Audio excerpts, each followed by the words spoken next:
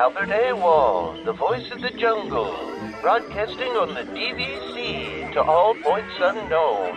If you're within the sound of my voice, you're listening to Welcome Home Podcast on the DVC.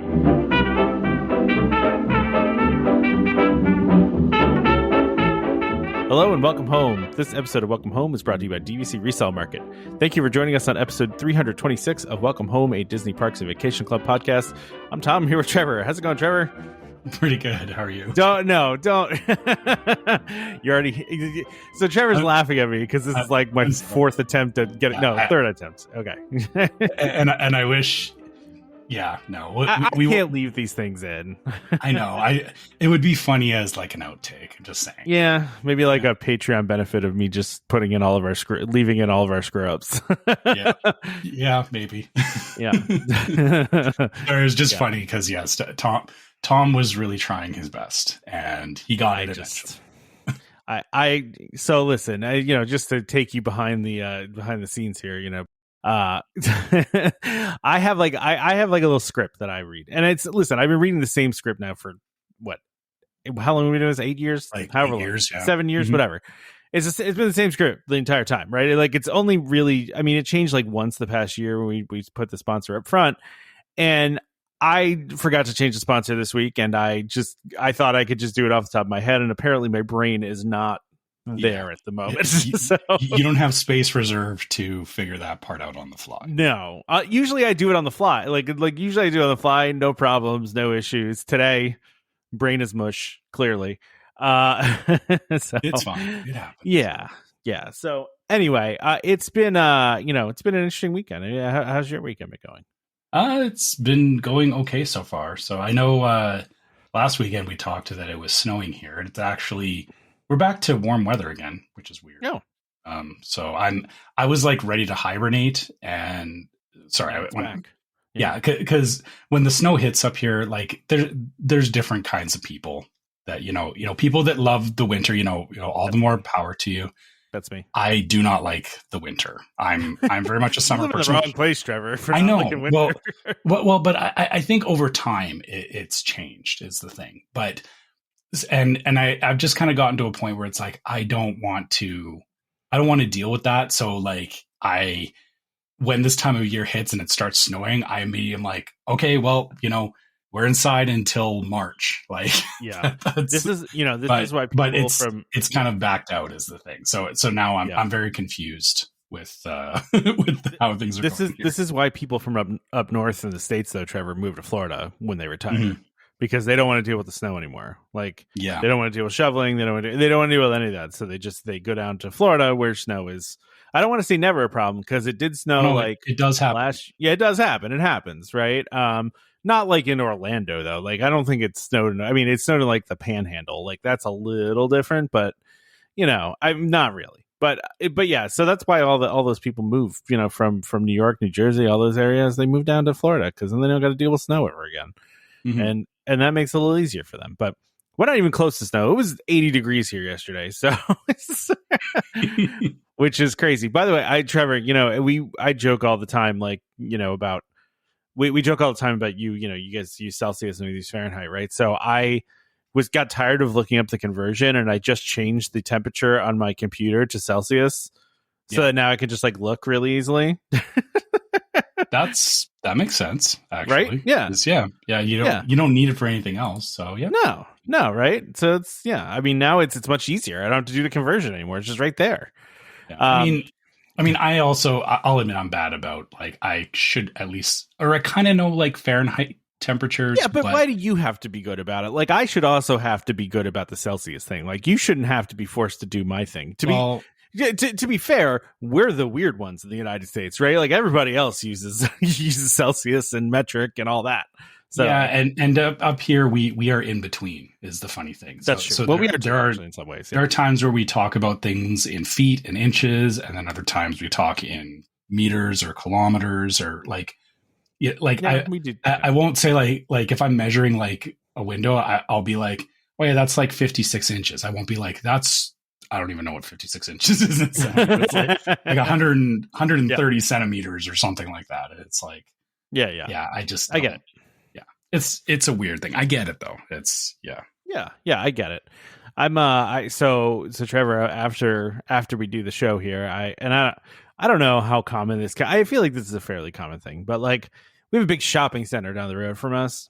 Mhm. And every time around this year they have like one of those carnival companies come in, Oh, yeah. and they set I up know a what bunch you're of talking janky about. rides, and you pay like $30, and then your kid gets $5 a ride, and the rides are like, well, so this one down the road from us is $25. They give you a wristband and you ride as much as you want, which I think is a pretty decent deal. That's actually not terrible. But yeah, so we're going to do that afterwards here, which, is last year. This is not even, I don't even know if I talked about this on the show, but last year we went to the same one. They had a Ferris wheel there.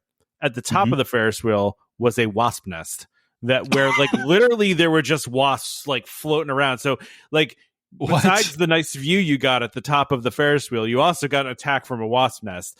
The operator of the ride, very unconcerned about this. Wait, but how is it at the top of was there like top of the it was attached to like one of the supports. Oh, okay. So it was like, okay. Yeah. Got it. All right. Yeah. So it wasn't like on like the No, it wasn't on the car. No. It was on the stationary part. But I mean, a wasp nest, like it takes a minute for her, like wasps. I don't know. I didn't think that they would like form a nest that quick. But you wouldn't think so, but it was there. You could see them swarming from the bottom. Unfortunately, we did not notice until after they were already on the ride. So like it was like it was a whole thing. And I didn't go. I hate Ferris wheels, so I don't typically do them. But that's sad. Yeah. I like a good Ferris wheel. But so for those carnival rides, do they have a Gravitron still? Because like when I was growing up, the Gravitron was like one of the ones. Yeah. Right. Yeah. I actually don't know what they have. I haven't even been over there yet. My daughter drove past it. So last year though, they had like the giant slide where you go in like the potato sack thing and you go down. They had one of those. They had the worst funhouse I've ever seen. I mean, it was so bad. Like nothing was working in it. And I was like, what even is this? Like, you just paid to walk through a room. I mean, it was so bad. And I went with my daughter through it, and I was like, this is terrible. And then they had, what else did they have? They had a bunch of like kiddie rides. Like, so they had like a kid version of like the whip. That's it's like little cars, Yeah. They had that. What else did they have? They might have had a merry-go-round. There's usually a bunch of like the spinning rides, right? Like, a bunch of the spinning. Yeah. I'm trying to remember the other one. I think they have the Gravitron is the one that's usually you're inside, right? Yeah, it looks like a spaceship, and it spins around, and you're like. They had the outside version of that, so the one where you it's like the mesh one, and it's like the same thing except it's open instead of closed, right? Yeah, and those ones they'll tilt like sideways. Yeah, they tilt. Whatever. Yeah, they tilt. That one goes up in the air, right? Yeah. What else did they have? They might have had like a bouncy castle slide or something like that. I don't remember. I'm getting my festivals mixed up because there was another festival we went to a month or two ago that had the dragon roller coaster. You know, that little dragon kids roller coaster. You've seen that one before, right? But I don't remember if this one has it or not. In the advertisement for it, like the shopping center advertising it, they have a picture of that, but that doesn't mean it's actually there. That's maybe what's screwing me up, you know? But yeah, so I'm gonna go do that, you know. And those things are always fun, you know. You have yourself a really weird fair food of some sort, funnel cake, or I don't know, there's a million things you can have. The standard. I mean, it's funny you're talking about all this, and I always equate it to like we have the Stampede, which I've told you about. Is so. Those fairs still happen around here from time to time, but the Stampede does that, but it cranks it up to like 100. So there's like more than like 6 rides there. There's like there's an entire like it's a massive area that they have, and there's all kinds of rides, and like it's more than like there is the cheap ones, but there is also like some better ones, and they'll do like the slingshot, which where like the bungee cords where they slingshot you up in the air, and oh wow, they got that. Okay. Yeah. But then sorry, the food, you reminded me when you talked about like the food is like the carnival food is like Yeah, everything it's something else. Yeah, yeah, everything. That's where well, no, I take that back. I was gonna say that's where I first learned about deep fried Oreos, but that's not true. Actually, the Jersey Shore does deep fried Oreos, but there's they always have that kind of stuff. Just there's certain things you can like just only get at a fair. yeah. Like at a car. For me, it's the carnival, little donuts are always. Oh, those, yeah, that stuff's good. Yeah, the little donuts are my favorite. One of my favorite things, and I think they only call them this at the Jersey Shore, but they're butterfly fries, which are really they're basically they're spiral cut potatoes that they fry. Mm-hmm. So they is it like a spiral potato on a stick? Or? Yeah, kind of like that, except it's just like on a plate. Like they spiral a couple potatoes, they fry them up, and they throw them on a plate. I love those. Those are one of my favorite things. They like I said, they call them butterfly fries of the Jersey Shore, but I've never seen them called that anywhere else. So, but right. And I don't even know what they usually call them. But yeah, I just love that kind of stuff. And unfortunately, we got a little weather today, so that's unfortunate. But we're gonna go right after this, hopefully, as long as it's not raining. Let's actually get into the episode. Oh yeah, so you have time to get to your carnival. yeah. Let me do it really quickly though here, just like a mini update on my mini trip, right? Yeah. And so we were talking about dining reservations, right? Last episode, and I was told everybody I was working towards Ohana, which I still am. That hasn't changed. However, we did have a 1900 Park Fair pop up, and listen, I have not done 19. That's actually one that we have not done before. And it fills our requirement of being like on the monorail loop, right? It's right there. And it's, it's character breakfast, and I love a breakfast buffet. I love, I actually almost prefer the buffet format as opposed to what Ohana does, which is, like they bring out like the skillet of food, and then you just, I just like the buffet format. I like going up family dining versus buffet. Yeah. I just prefer that. And plus the characters in 1900 Park Fair are Tiana, Maribel, Aladdin, and who was the other one? Cinderella? Maybe? Cinderella? Yeah, might have been Cinderella. Anyway, my daughter loves like 2 out of 4 of those. There, but maybe I'm wrong. No, she's not anymore. Definitely not. I think it was Cinderella. Okay. I could be wrong. All right. Yeah, she might have been there. They like redid that whole thing and like like revamped it, like renovated and stuff like that. And I think when they did that, they came up with they had new characters there. So got it. But yeah, so I was asking around because I had never done it before, so I was interested in doing this, and we I was lucky enough to snag a 1045, so I decided to do it is Cinderella. I was right. Aladdin, Maribel, Princess Tiana, and Cinderella. So, and my daughter loves Maribel and Tiana. So I'm gonna be okay with this one. I'm still gonna try to do Ohana, but I don't know. I'm kind of excited. I mean, they have the famous Grand Flirty and strawberry soup there. Like they've got, I kind of want to check it out. Now, so here's an interesting thing to think about is if this resonates well enough with your daughter, you may be back at the Grand Floridian more than you realize in the future. Yeah, well, that's true. Yeah. And then you're gonna have to figure out if staying at the Grand Floridian. Well, that's not happening. No. Okay. No, that's not happening. Right. No. I'm just disappointed we're not going to get to see the gingerbread house because they're not doing the gingerbread house at Grand Flo this year because of the all the renovations in the lobby. So yeah, that's right. I forgot about that. Would have been so nice. I mean, to be fair, there are other gingerbread, like the Grand Floridian one gets like the front page, but there are other gingerbread houses. So it just would have been nice because we were already there. You know what I mean? Like, so we could have just like popped down and check it out. But listen, I'm still going to try to get Ohana, just not as hard as I was trying before. Now, that's all. Correct me if I'm wrong. I thought that there was something about that they were still going to be selling the gingerbread this year. Maybe I think they might be. Yeah, maybe I misread that. So I mean, it'll still smell like gingerbread, at least if that's yeah, it'll still smell like gingerbread. Yeah. All right. So I mean, okay. 1900 Park Fair is interesting. I will admit, just because the Grand Floridian's not my style, I honestly forget that there is like character breakfast and stuff there because I just 100%. It just doesn't register. Like, and not to hate on it for anybody else that enjoys it. It's not on my radar. No, I really wasn't on mine, to be honest, either, Trevor. And I honestly hadn't even thought about it. It just when I was doing my normal refresh thing, it just popped up because I was just doing Magic Kingdom area is how I filtered the search. Right. And that one popped up and I was like, I've never considered this. Let me take a look. And I was like, wow, this menu looks pretty great. Like, good character lineup, right on the monorail loop, perfect time. Kind of meets all. Kind of checks all the boxes. And, checks all the boxes. So, I mean, honestly, that you know, the funny thing is, and we do talk about this, and we have to remind ourselves of this, is that you're looking at it through your kid's eyes, and you're like trying to, you're trying to give them like the perfect experience.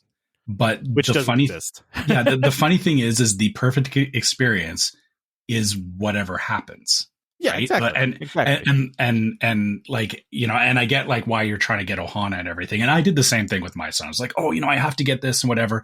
And then you're really disappointed if it does, or sorry, I shouldn't say you are, but like as a general thing. Yeah, no, it's a general. You get disappointed in, when you miss out on something like that. But your kids, like, for your daughter, I think she's gonna just love this trip. Like, it's gonna be just like front to back. Like, oh my gosh, this is like. I hope so. It's gonna be one of those memories. Like, we talked about it. I actually earlier this week. We were talking about with my son. We were talking about past trips, and he had kind of forgotten like some of his trips, and so like we were just flipping through our photos on Google. And then we started showing him like, oh yeah, you remember when we went to Disneyland with Grandma and Grandpa? Remember when we did this? And all of a sudden he was like, oh yeah, that was awesome. He was like, it was there, but he just didn't have it like in the front of his mind. Right. But then as soon as like we showed him pictures, he all of a sudden was like, yeah, that was amazing. That was awesome. And there was never like, I didn't like this thing, or, remember how you didn't get that reservation? It was just like, yeah, I get that. Yeah. So, she doesn't know about any of it. So exactly. And just like, I get what you're doing, but, just as a general observation is, your daughter's going to love this. Oh, I know. Like, no matter how you slice it, like whether you were at Chef Mickey's or 1900, she's going to have a great time. Listen, I always say any Disney vacation is what you make of it, right? Like, no matter what, right? Yeah. And we always make the best out of things. And but I'm just saying, like, we just wanted to do something new and different, right? Like, it wasn't like we have to do Ohana. It's just like we want to do something different than we've done before. And this checks that box. I mean, we haven't done it before, so let's do it, And yeah, so sorry, I'm going to, I don't know if this has been said before, but the worst Disney vacation is the one that you didn't take. I like it. There you go. Put that on a t-shirt. Yeah. Make that into a meme. Okay. Do you want to read this email from Gina? Just because this is in response to our interview with the castles, which, by the way, if you haven't checked it out, that is out. You can go check that out with Ryan Skyla Castles, who wrote a book about Disneyland, and they were super fun guests. We had a lot of yes. Yeah, we had a great time with them. So so Gina says, hey guys, this was a great interview. Something I noticed while you were talking is that we Californian people talk about Disneyland like it's like we own it. And she said it's almost like every sentence they said, we have black calf, the black calf, the coffee. Sorry, man. Black calf, yeah. And in turn, you have gross coffee. And the reason I notice is because I do this exact thing. I do it with Disneyland and Universal Studios rides only because we have actual movie studios and you have a theme park. See what I did there? Braggy there. Yeah, and she says, I also noticed that your listeners know that the Huntington Beach Barnes Noble is in Westminster, California, and the number is... she has a phone number to call in, yeah. Yeah. So, which, I guess, I know when they were talking about where the signed copies, right? Was, that's where the signed copies of the book were. Yeah. So I don't know. I don't know enough about the area to know like where these things are either, but I assume, people can Google it. Yeah. And then she says, anyway, loving the program and have a great weekend. So thank you, Gina. Thanks, Gina. Gina's been listening to us for like a really long time, so yeah, and yes, I get what she's saying there with that there we talked about that in the interviews. The difference with Disneyland is it's very it's a lot more locals, and there's a lot more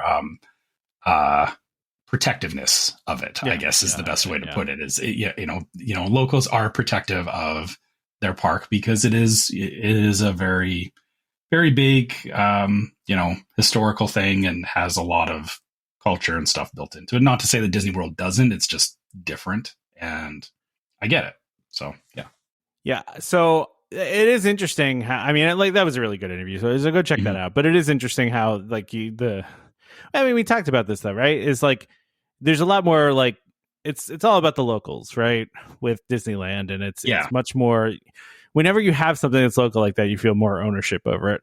But especially this, I mean, it's kind of funny that like, it's not the same thing by any means, but no, I guess maybe it is, but I put it in a different place in my head is, the way I talk about the Stampede in Calgary, even though it only runs for like a limited time, it is something that has actually been going on longer than Disneyland has been around, believe it or not, because it's over 100 years old now. So I get it, there is a sense of, pride and it like if the Stampede stopped running, I would be very upset because even though I'm not there all the time, it's still a part of our local culture. And Disneyland's the same way, even though it's like world renowned and everything, as I get for, people who are local to California, it is a part of your culture. And if suddenly Disneyland stopped existing there, that would be wild. Like So I get the protectiveness of it. Yeah, for sure. I wanted to talk about this one thing about this. Yeah, it's sold out, by the way. So this doesn't even really matter. Like, you can't get tickets to this. But I thought this was just interesting in general. Is that D23 was advertising the Wonderful World of Disney Magical Holiday Celebration overnight taping, which, if I remember correctly, maybe I'm wrong about this, I don't remember them ever doing this overnight, at least that we knew about. I feel like they always did it I think they didn't. Hours, no. So I feel like because the tapings every year, there's like a daytime and a nighttime section to it, if I remember. Yeah. So fair. Yeah. So I feel like this part was something that probably happened and it just wasn't advertised. So they're just filling it with D23 people. And this was at Disneyland, by the way. This is going to be at Disneyland next weekend. And they're starting at 11 o'clock at night and it ends at 6:30 in the morning. And this just kind of reminded me of like when they used to do stuff like this. But hold on, this is not the normal thing though. So no, but remember there was that time like they kept the park open 24 hours. Like there's been stuff they've done before like that. But the event information for this though says very specifically, this event requires long periods of waiting, standing, and moving during the early hours of the morning. Audience participation is required as part of the taping.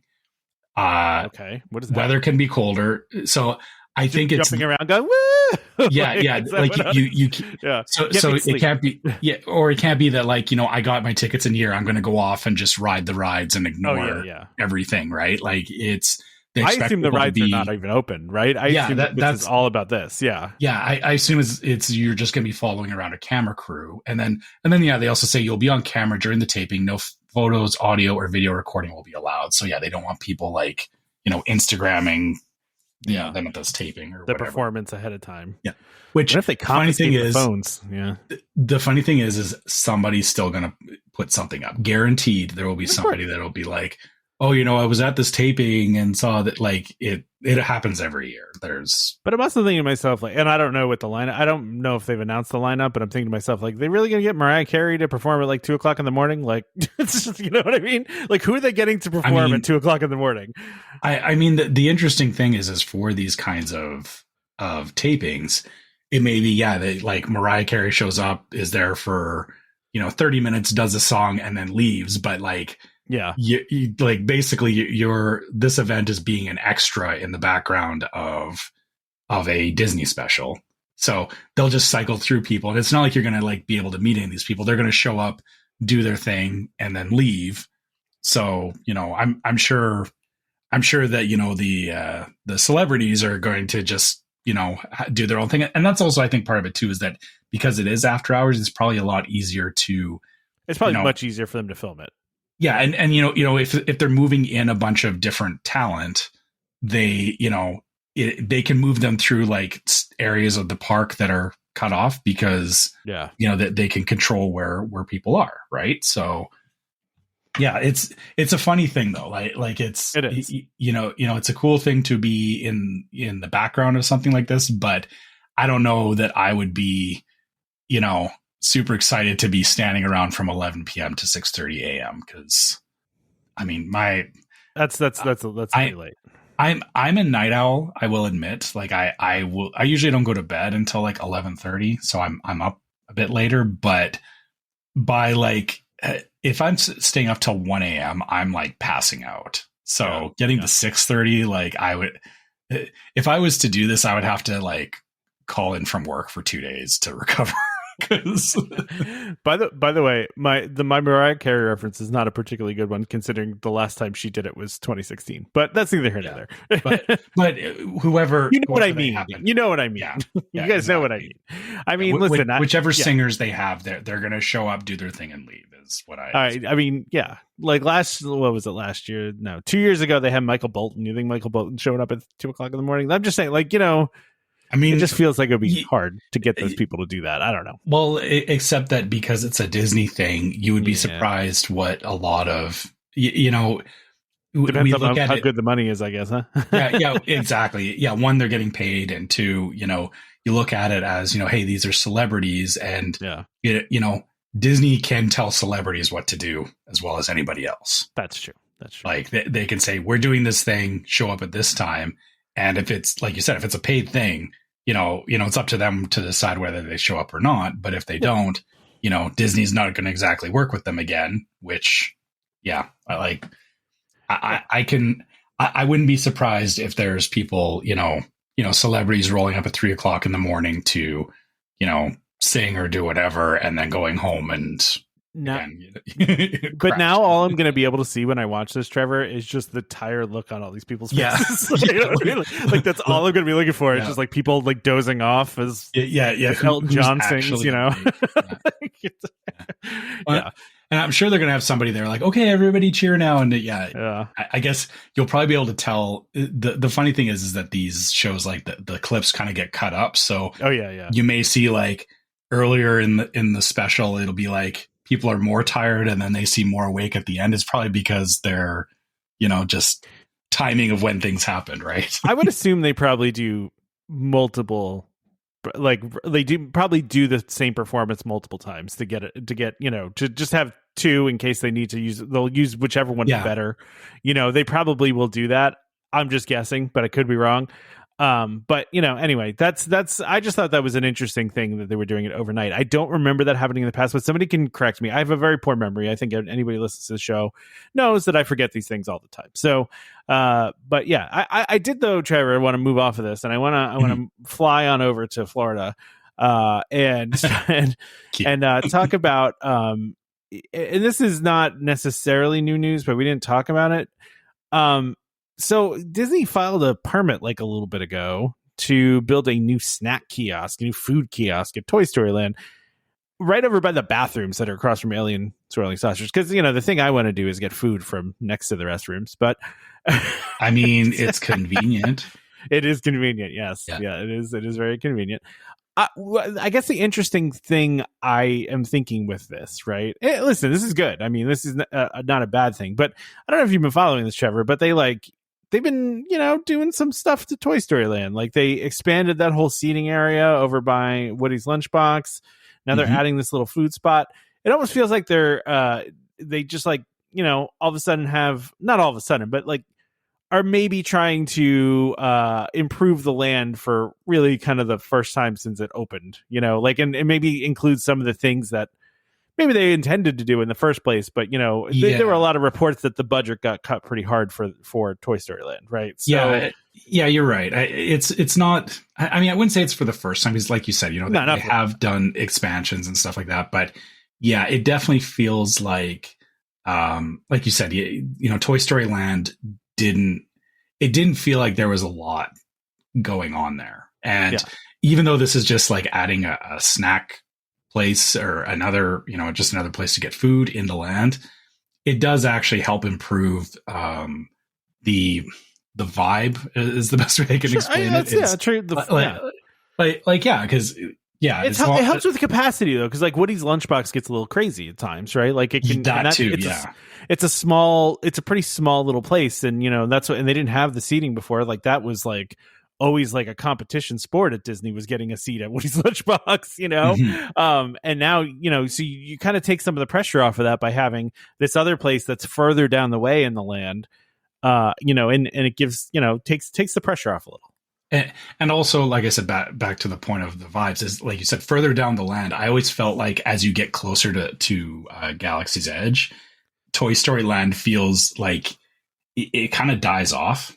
Yeah, a little bit. Like it's very like, when you're walking in and you're by Slinky Dog and everything, it's like, oh, this land is cool. There's like movement and everything. And then you walk to the other side and it's just like trees and nothing, right? It's like, okay, I guess we're not doing like, all right. So yeah, like you said, this is exactly, this is the right call. And probably, yeah, like you said, probably something that was on their to-do list for a while. And it's just that, with other projects underway and whatever, they probably found budget for this that all the money they're already spending, they probably just allocated some funds to getting this done, like finally finishing off what they intended.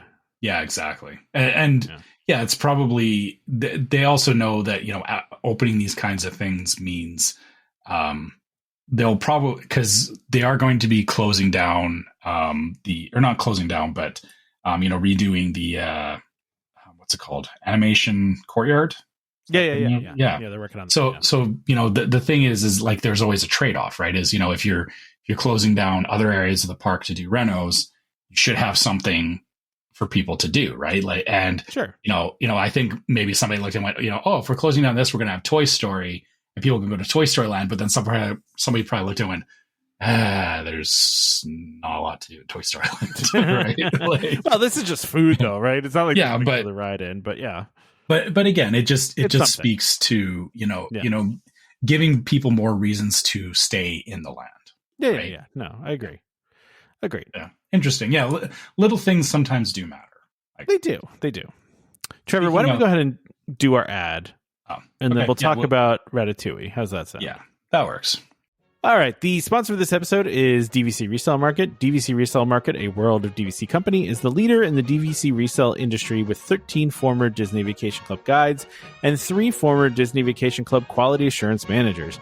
If you're thinking of buying DVC, browse the largest selection of DVC resale listings anywhere, with DVC experts on hand 7 days a week to answer your questions. If you're thinking of selling, turn to the friendly professionals at DVC Resale Market, where over 98% of listings sell within 30 days. In 2024, DVC Resale Market helped over 4,400 families join or add on to their memberships. Go to dvcresalemarket.com/welcome home or call 1-844-DVC-PROS. That's 1-844-382-7767.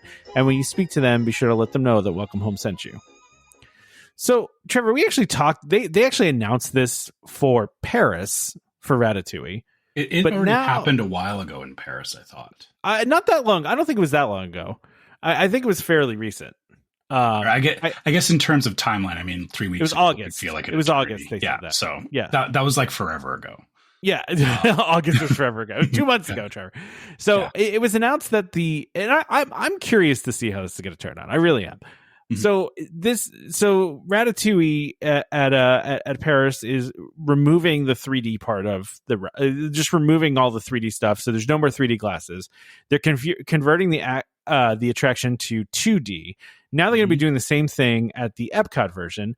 Now, from what they've said, this change it'll still, because they're going to be able to enhance the visuals and make the projection more clearly.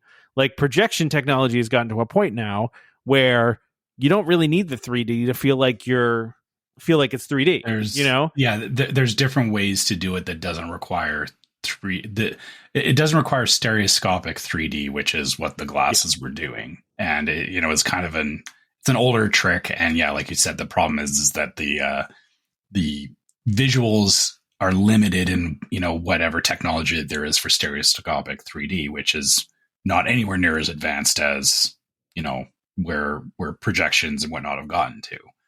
So yeah, I mean, if you think about it, like, okay, because I mean, when you go, there's the one part of Ratatouille where you're spoiler alert, where you're racing through the walls, right? And it really feels like you're moving, and also the big giant screens that they have in there too, where again, it feels like you're really moving.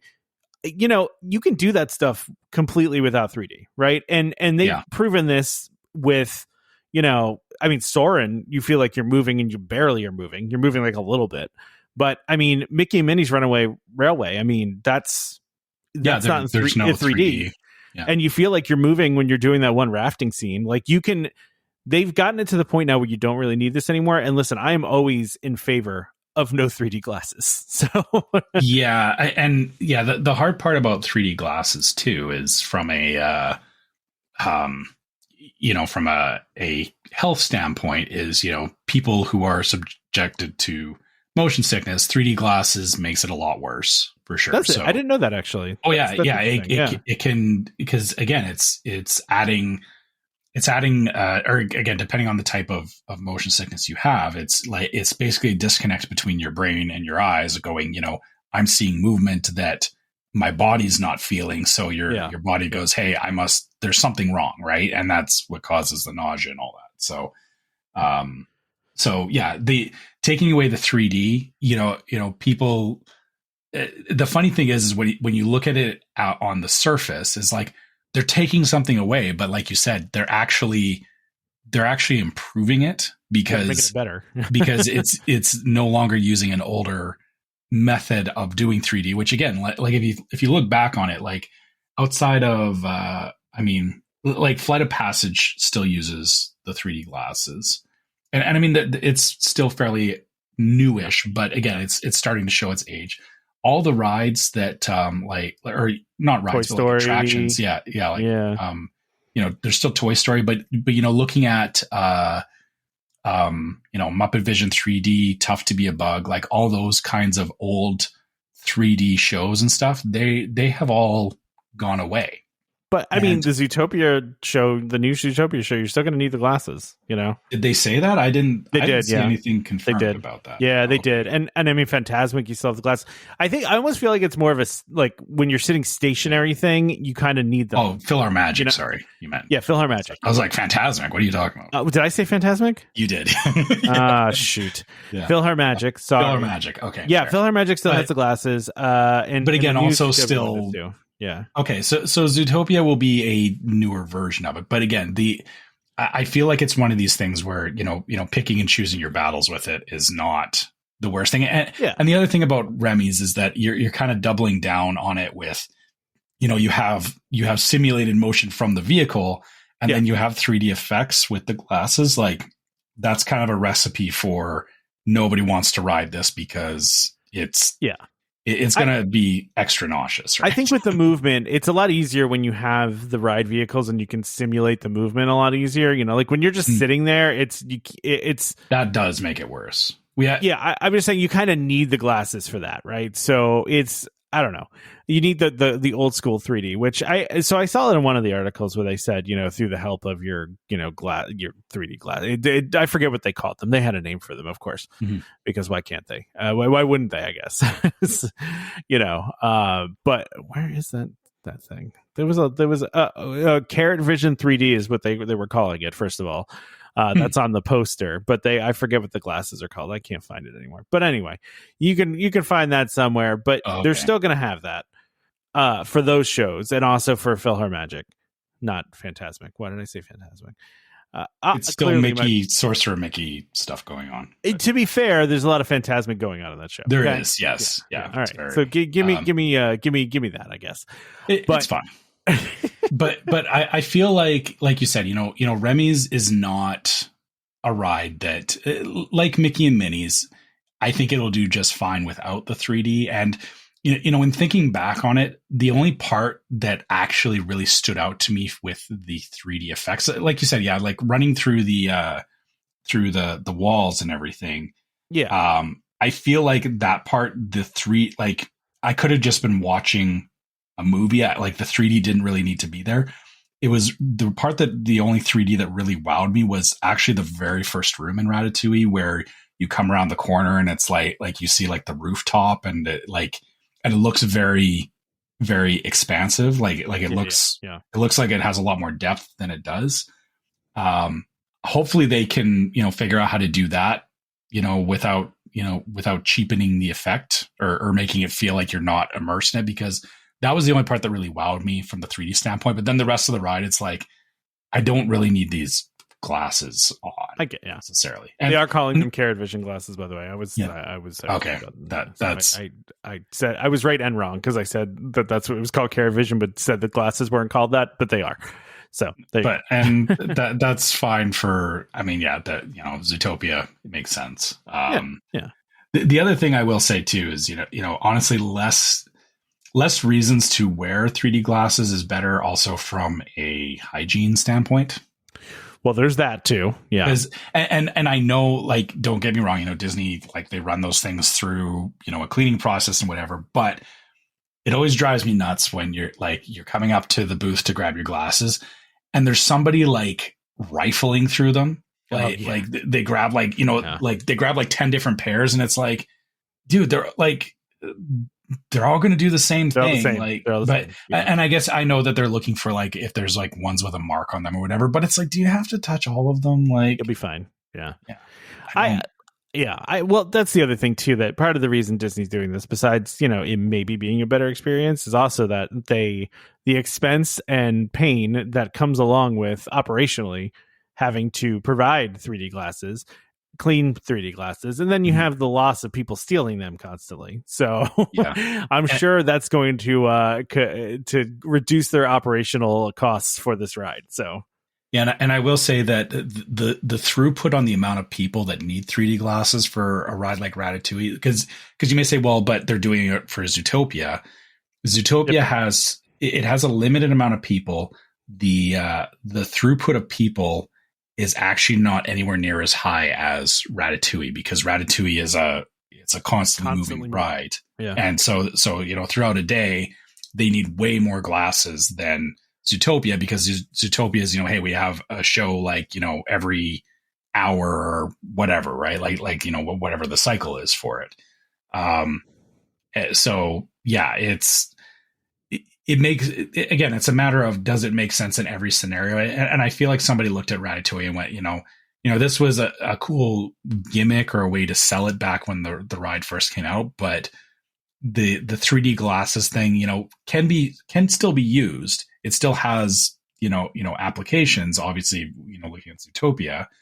And I guess I said earlier about like, the technology hasn't kept up. There is obviously still uses of it, like Flight of Passage is still using it, Zootopia is still using it, but I feel like it does give them a certain amount of limitation on what, like, because you do have to kind of build around the fact that you are using this 3D technology, right? Oh yeah, sure, yeah. So it's not to say that it's impossible, but I just feel like, for anybody that might be mad about this, which I haven't seen it, I haven't seen any negative reviews around this or negative comments around it, but I feel like anybody getting mad that they're taking away the 3D, like, I don't know. I just don't feel like there's a reason to keep it, right? Like, to your point, by the way, so the theater underneath the Tree of Life holds 428 people. They probably do a show like every 15 to 20 minutes, right? So you're talking like 1,500 an hour. Ratatouille just 2,200 an hour. So yeah, exactly. It's a bigger, faster throughput because of the fact that it is a ride and just how those function, right? So exactly. So moving on here. Yeah.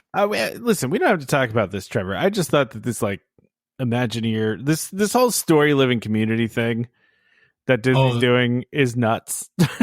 Sorry, this is Catino? Is this the one in Catino, California? Yeah. Okay.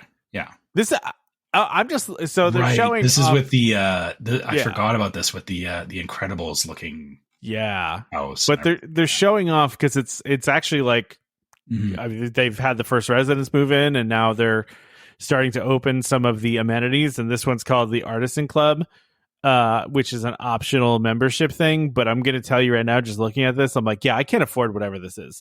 Yeah, Like, just looking at the picture, I was like, this is not happening for me. But not that I'm out in California or have the house. But I guess if you live in that neighborhood, it's not a big deal, right? Because if you bought it in that neighborhood, you could probably afford it. But yeah, it looks like a resort.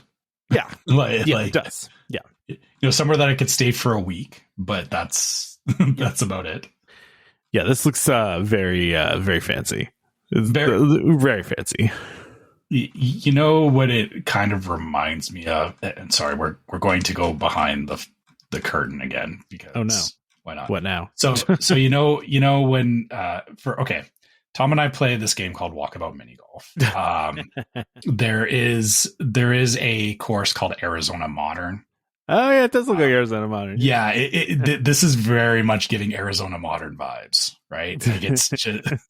Yeah, more water though. This is more water going on. True. Yeah. I mean, Arizona Modern's on the side of a mountain, but it's still like in Arizona, and I think it's the mountains in the background and the just like the design of the pathways and the architecture and everything is giving me that. Honestly, I did do a double take at some of these, Trevor, because at first I thought that these were concept art, but these are real pictures. Like this looks picturesque. It's insane. It does. Yeah. And I mean, again, especially like the way that they did the like the picture of the architect's fork bar where it's like looking out over the water. Like that's such a like, so nice. It like you said, it looks like concept art, but that is actually how it looks. Yeah. I didn't want to talk about that too much. I saw it and I was like, that's very cool. Great. Cool. Maybe if I win the lottery twice, I might end up there. But yeah. What is the going rate for the base home? Listen, I think it's. I mean, I know it's in the millions. Yeah. But let's see here. Okay. Yeah. So the starting price is 1.6 million. So. That's it. Yeah, you can go up to 4 million. So, if you really feel like sounds like a deal. If I've got that much to spend, I'm buying at Golden Oaks. I'm not buying over here. But yeah, you buy over there and then you have a private plane that goes back and forth. Oh, yeah. By the way, the Artisan Club fee is $20,000. Oh, I mean, that's a one-time fee. And then you got to pay the HOA dues on top of that. Okay. I mean, this is all like on the same level as like I would be debating between this and a Club 33 membership. I feel like, yeah, I would agree with you on that. Yeah, and so the Artisan Club 20,000. Although this says that the monthly dues are only like $680 a month, which is not that bad actually. I think my parents pay like slightly less than that at their place that they live. So, sorry what are those dues for? And you said it's monthly? That was the HOAs. That is just the HOA fees. But then there's annual. So the Artisan Club has annual fees. It looks like anywhere between $11,000 and $19,000. Got it. Okay. Sorry. I forgot about HOAs. Yeah, we don't. I was thinking. So up here we have like a community association, but I pay once a year for it. Yeah. And it's like $700. Yeah, so this says for the club, it's $20,000 initiation fee, and then annual dues starting at $11,000 a year, and that gets you access to the club and any of the. I'm good with my fees. Yeah. I might have that number wrong. Maybe it's not 700. Might be less, but yeah. Either way. But anyway, time to move on. Let's talk about some holiday merch, Trevor. Yeah, we talked a lot about Halloween merch, but now we're starting to get. Although this is weird because this article says holiday collection, right? But I'm looking at it and I'm like, there's nothing holiday about any of this. Yeah, actually, that is a good point. Right? Like I'm looking at these things. So 2025 holiday collection, and this just looks like another random set of merch. Like there's nothing, and I feel like the way that they're modeling them, like this feels like, this looks like the modeling was done in New York.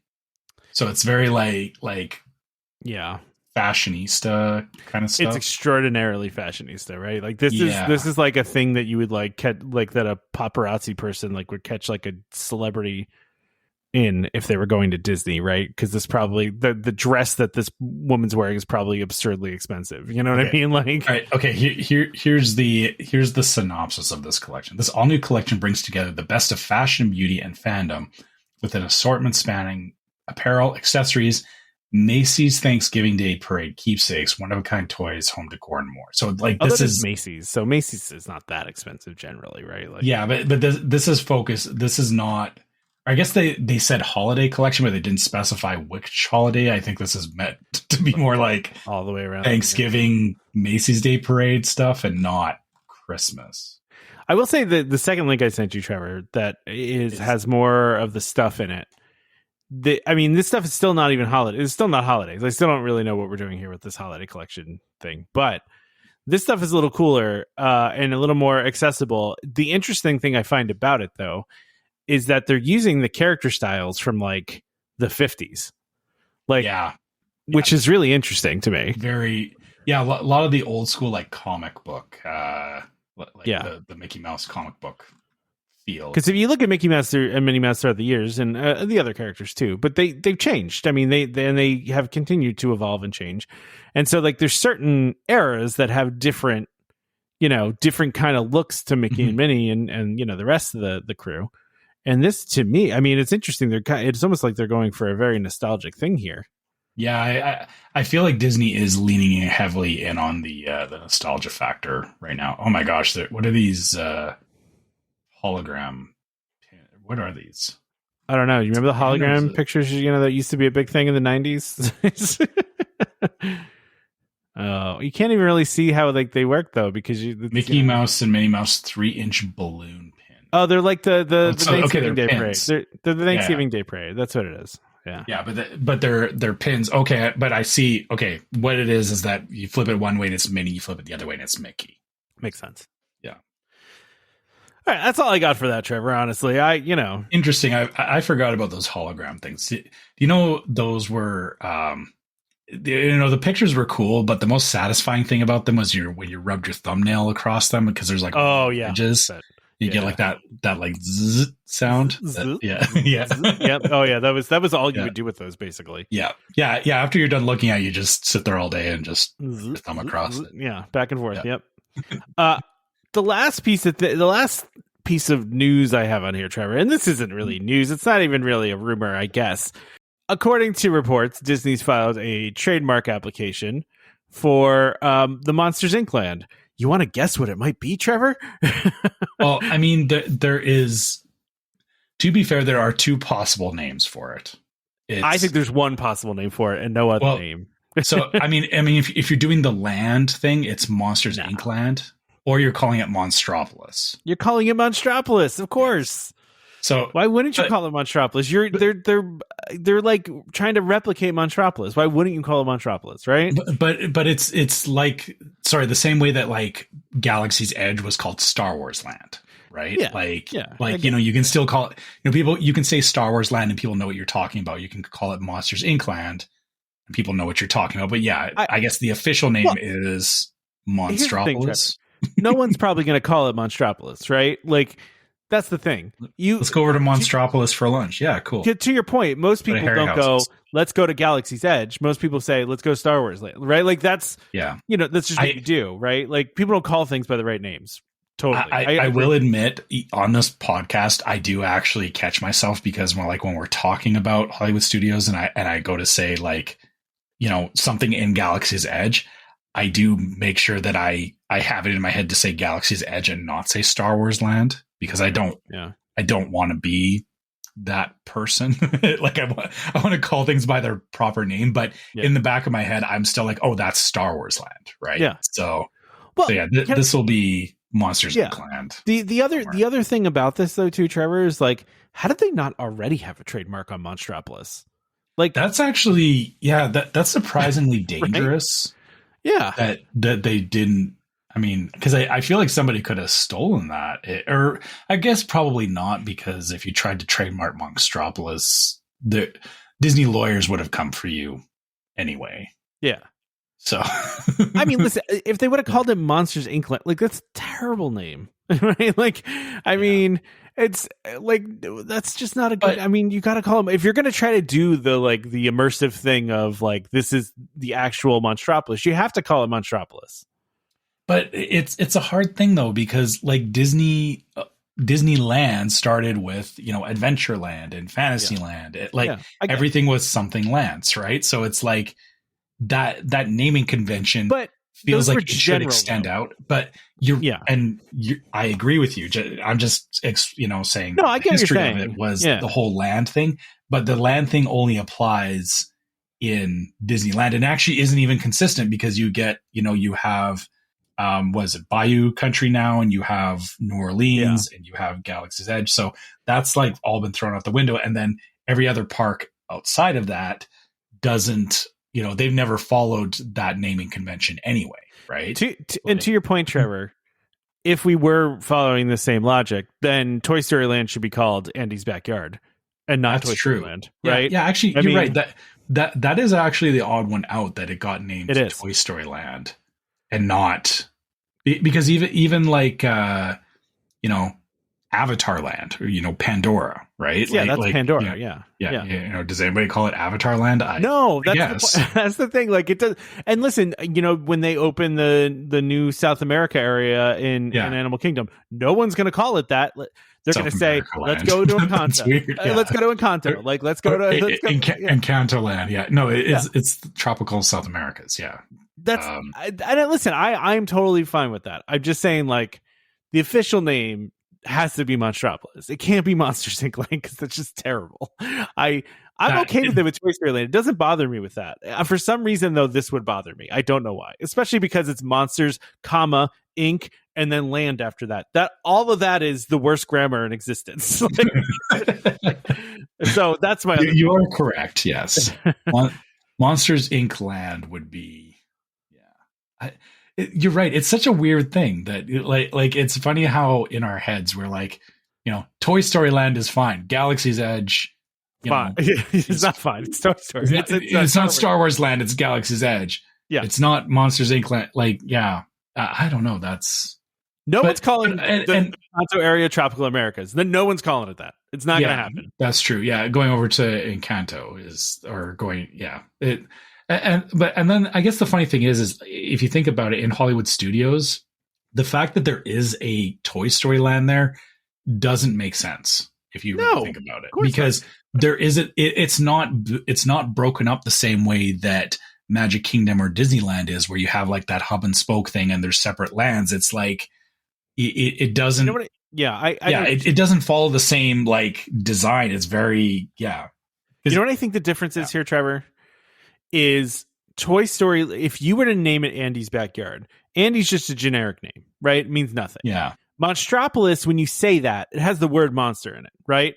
Mm-hmm. So, I mean, not the full word monster, but you get monster from it, right? Like you hear Monstropolis, you think, okay, that's a land with monsters in it, right? Like, because that's just, you associate it, right? So, like, I understand why Disney would not call Toy Story Land. First of all, because Toy Story just by itself as two words is extraordinarily valuable, right? So of course you're going to call it that, right? But Monstropolis, I guess, feels a little better than Andy's Backyard would, because it conjures up an image immediately. You know that where that place is. You know what I mean? We never even really got into Andy's Backyard in all of the Toy Story movies, so they created a place that exists only in there, basically, not even in the movies, right? So that is true. Yeah. So I think this is the same as I guess going to like Radiator Springs in California Adventure. Yeah, like Cars Land in Disney. Land. Yeah, but again, that should be called Radiator Springs. Yeah, right? You're right. Huh? That man, you're breaking my brain right now. Though, that like there are people whose job it is to figure these things out that spend an insane amount of time doing so. Right. And at the end of the day, like it would drive me nuts if I took the time to figure out the name Galaxy's Edge and then everyone just calls it Star Wars Land. You know what I mean? Now, given it is Star Wars Galaxy's Edge, so Star Wars is still in it. But like, you know what I mean? Like it just would annoy me. Yeah. And actually, if I Google it here. So the actual name of Galaxy's Edge is Star Wars Galaxy's Edge. Because I was going to say the fact that it's called Galaxy's Edge didn't sit right with me, because it's like, to your point about Toy Story Land, if they called it Andy's Backyard, you don't know, like it could be anything. Galaxy's Edge is kind of generic, but they put Star Galaxy's Wars Edge should just be called Galaxy's Edge and not Star Wars Galaxy. Like they had to throw Star Wars in there so that you know what this is, you know? Yeah, but that's why I don't think it should be called Galaxy's Edge. No, because I get it. Yeah. That it should have been, or it is called Star Wars Galaxy's Edge. So, you know, I guess I can't be too mad about it, but I mean, but again, if you're really doing it right, the land should be called Batu. That's what it should be called, right? There should be no Star Wars. There should be no Galaxy's Edge. There just should be called Batu, right? Yeah, like if that's the way we want to do this. Because Monstropolis is in-universe naming of that land. So exactly, technically Galaxy's Edge, like the fact, that's the thing about Galaxy's Edge is I don't know where that came from. Or I know it was like some background story thing where they were like, oh, it's, you know, some planet or whatever, but it's like, it's Batu. So that's what I'm saying. You know, that's like calling your city, like, I'm in Alberta land south. Like it's, I don't know. I know. Now we're just getting deep. We're getting into it, which is fine. But it's just funny that this trademark application for Monstropolis is like, now it's becoming not an issue, but now it's coming up. It's like, that should have been there like before any of this started. Trademark that like immediately. Like, how is that not? Well, I just assume that Disney trademarks everything they possibly can as soon as they possibly can do it. I mean, to be fair, I feel like there's also just because they submit a trademark doesn't mean that it goes through immediately. Well, that's true, but they're submitting it now, though. Like, why not submit it before? Well, you know. Again, like probably had to go through all the lawyerisms and all that. Well, I mean, like, what was to stop Universal from calling, you know, the monster area of Epic Universe Monstropolis? They probably just could have, right? Like, you know, if they didn't have the trademarks, then you know, I mean, if they weren't already calling it Dark Universe, you know what I mean, though, right? Like, you're right. You know, they could have definitely, if Universal was going to fight dirty, they could have stolen that out from underneath of Disney. But that would have been really funny, actually. It would have been. But you're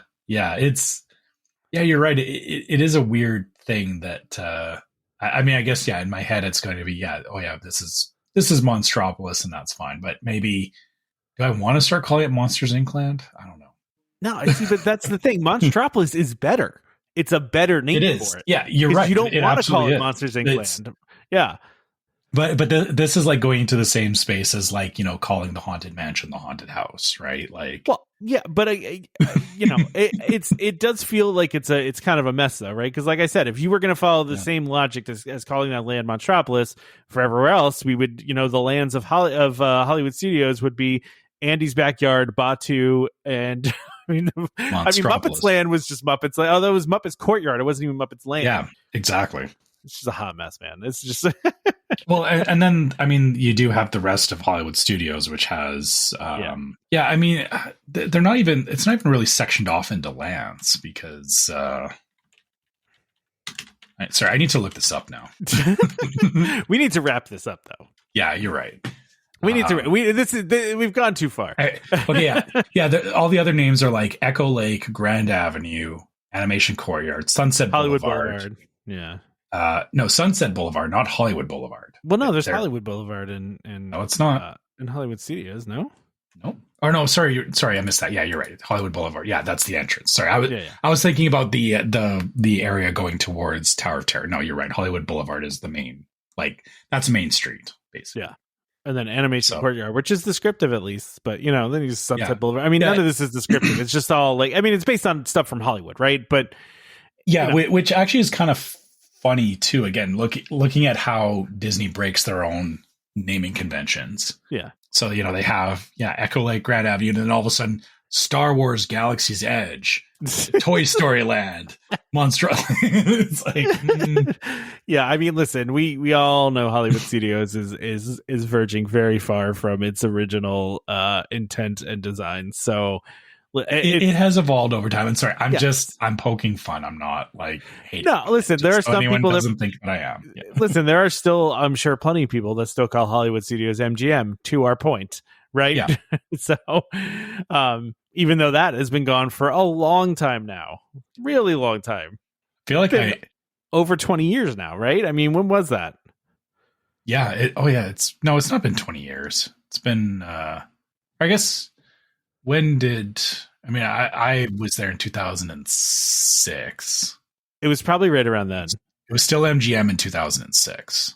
Okay. So all right. So maybe like I guess we are coming on 20 years. What was it? Yeah, that's what I'm saying. Like we're getting there. Like I mean, I got to find that year now because I need to find out. But I feel like it was like 2008 or 2010 that it changed.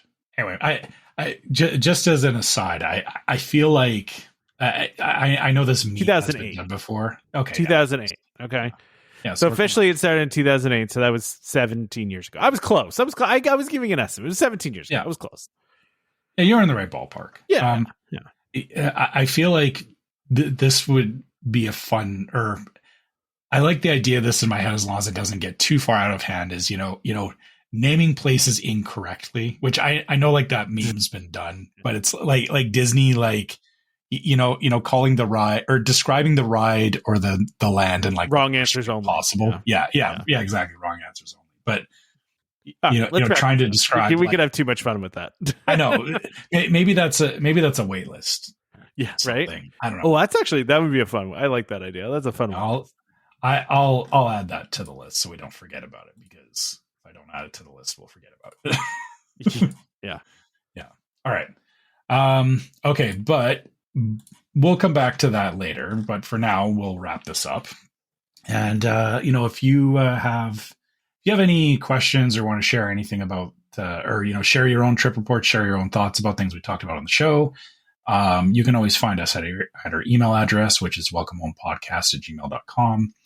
And, we love hearing from you guys and hearing what you think about the show and all that. So just, keep the emails coming, keep the comments coming. So, to that end, we are on Facebook. So you can find us on Facebook as Welcome Home Podcast. You can find us on YouTube as Welcome Home Podcast. You can find us on Instagram as Welcome Home Pics.